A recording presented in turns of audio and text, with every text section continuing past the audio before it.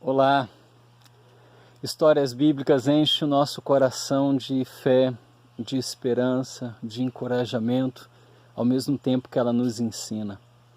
Essa manhã eu estava pensando a respeito da história de José, né?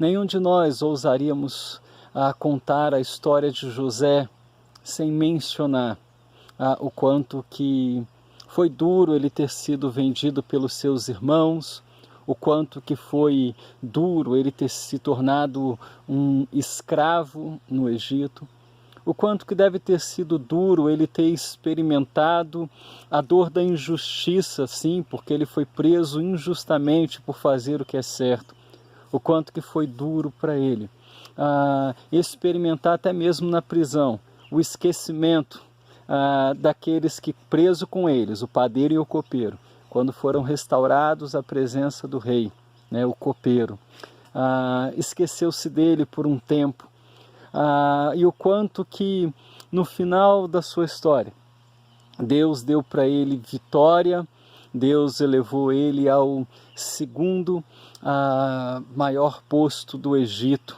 e ainda usou ele como instrumento para a salvação e para a preservação de toda uma nação, a nação de Israel. Sabe por que nós falamos da história de José, mesmo do sofrimento dele, das injustiças que ele sofreu? Nós falamos disso com confiança.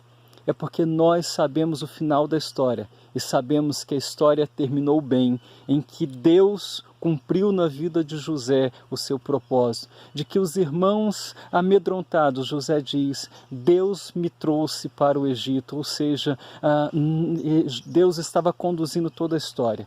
E nós falamos da história de José com muita empolgação, com muita confiança, porque nós sabemos toda a história, o final que a história teve, e que Deus estava controlando tudo. O que eu quero chamar a atenção para nós nessa manhã?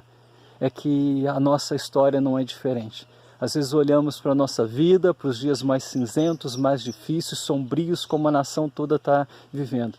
E às vezes nos falta um pouco de esperança, porque nós nos esquecemos de que o nosso Deus não dorme, de que tudo Ele faz como lhe apraz. Embora nós não saibamos, como José não sabia quando ele estava no fundo daquele poço, prestes a ser vendido o final da sua história, mas Deus sabia. Deus sabe o final da minha história e da sua.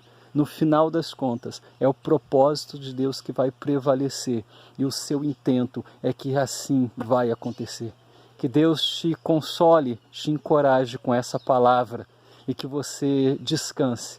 Tudo está sob o controle de Deus. Deus abençoe a sua vida.